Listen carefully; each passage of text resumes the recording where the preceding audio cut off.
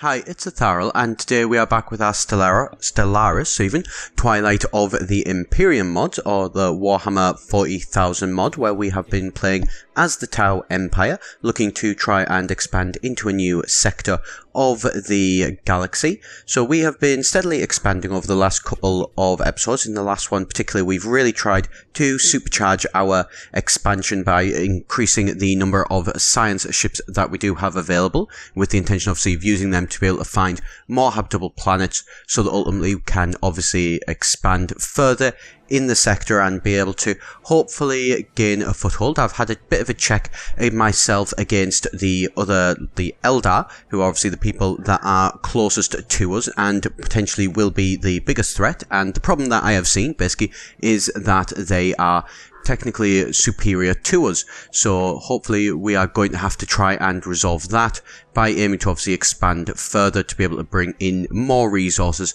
to the Tau Empire, which is going to be something of an interesting one to try and do. There are a few obviously plans here, as you can see, of actual pre-sort of space era civilizations that are preventing our expansion as much as we would probably like, which isn't brilliant. Obviously it does limit the areas that we can go into because of our Xeno interaction policies, where we can actually be able to research them and do sort of active abductions basically, but it is preventing us from being able to purge them out to be able to claim the world, which is more than a little bit of a shame and is going to certainly slow down our actual expansion. It's something that I've discovered. There was obviously a planet that is a desert planet, would be perfect for us, very near to our sort of near to our space, which we have found on the western borders of our lands, which obviously we did actually find in one of the earlier episodes.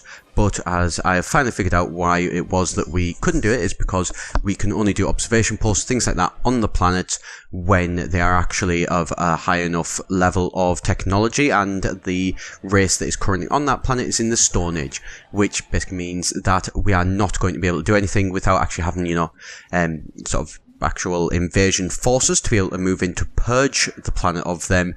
That is something that we unfortunately cannot do at the minute.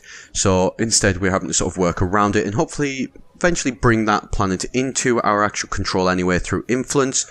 We'll have to see how that one goes. That's likely going to be quite a long later on goal and everything. We have also as well been hoping to try and get some more colonization abilities to be able to colonize into different worlds, with obviously the aim of that one being to actually expand into these worlds. As you can see here, for example, on this planet there is a actual planet that we could colonize, but we don't have the technology to be able to adapt our sort of the technology on our actual people to being able to support life in any meaningful way on that planet, which is certainly going to hold us back. It has been in the past. We've only really got the desert one, unfortunately, but we're going to hopefully be able to counter that and be able to get some other ones so that we can start to go into the other actual places. And then obviously if we can, or at least what I'm hoping that we're going to try and do, is to get some of the terraforming gas resources, so that way we will be able to start terraforming these planets that we can claim but maybe aren't actually as habitable for our race, to be able to basically dry them all out to turn them into desert worlds.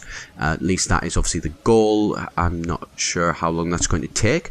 Likely going to take quite a long time. We're really thinking here in terms of goals in the long-term goals. Short-term goals are pretty much just to try and expand our sectors that we've got to be able to bring in more stuff to the Tau Empire, as we can obviously only control 5 planets ourselves, although that doesn't mean that we can't have more planets. Obviously we can actually have up to 4 sectors which we have access to as well, which will be organized and sort of ruled and governed by basically a governor in our stead, as we can't actually accurately be able to, not accurately, sorry, even efficiently be able to rule all the planets directly, which is an interesting system, obviously, for the game. It is something that they have brought over, I believe, from the Crusader Kings 2 game, which is obviously one that I play a lot of and I do really enjoy. So it is actually a feature that I personally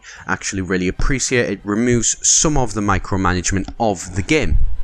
And so here, we're just aiming to expand, building some new places. We also, I do believe, they have actually built a frontier planet near towards the, actually further out than the west than we would normally go. So it's not just expanding our borders, but bringing us completely away from us.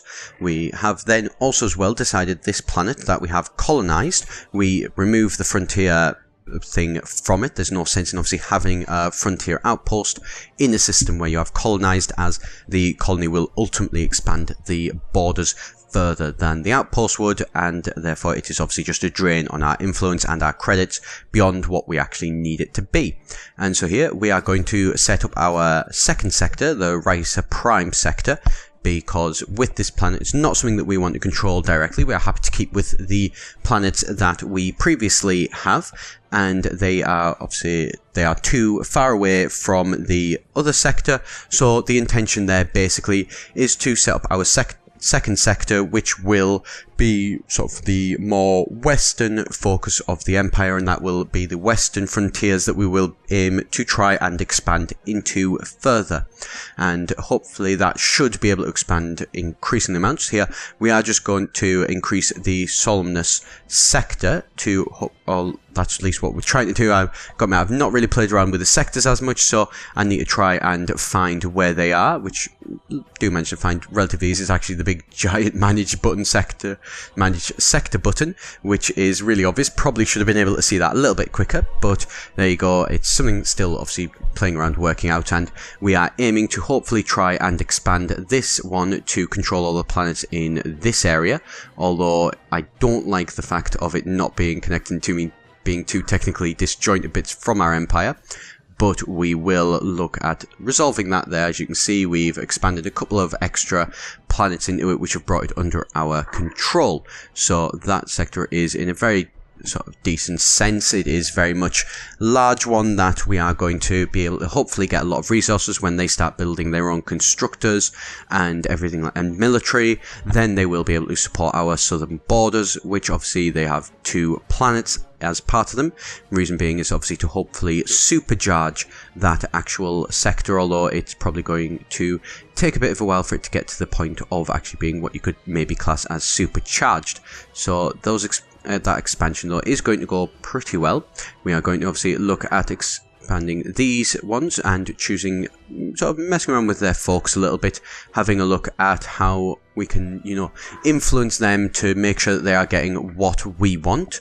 They are going to hopefully be bringing us in a decent bit of resources to be able to actually increase the sort of the amount that's coming into the actual empire as a whole. Obviously, it's not going to increase them as much as we would if we directly control the lands. They won't give us all of their resources. They do obviously need to keep some to be able to actually improve themselves improve the empire indirectly by improving themselves directly.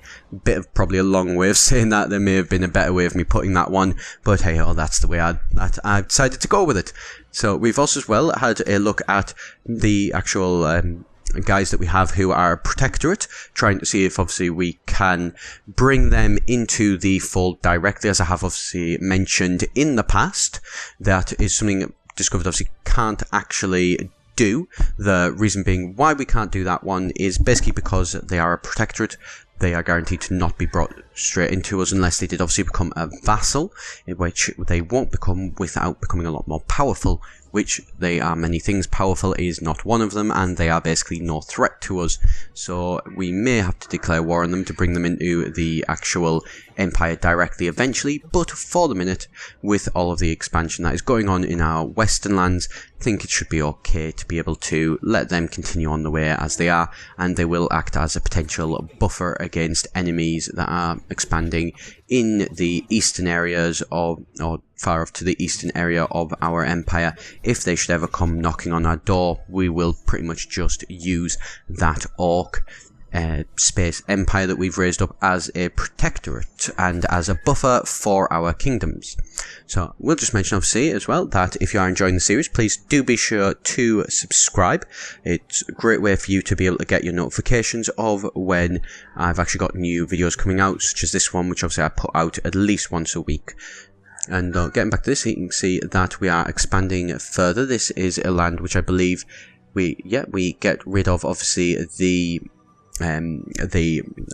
tongue-tied a little bit there. Get rid of again another frontier outpost, again for the same reason as the one that we did in the southern area of the empire, basically being that there's going to be a colony there, so there is absolutely no real point in having that as a frontier outpost as well. Once that colony is established, it will expand our lands beyond what the frontier could actually do.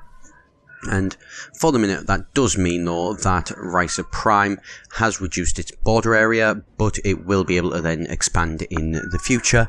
It's basic logic of having to cut some back to be able to grow further. Thing that obviously anybody who has, gardens and things like that with plants, you will well know you have to cut off the parts that have stopped growing to be able to promote new life. That is basically the sort of idea that we are going to transfer over to something on more of a galactic empire scale, though. Hopefully, it will go, and an empire will probably not work exactly in the same way as a plant would, but hey ho, that's the way that we're going to describe it and see how it goes.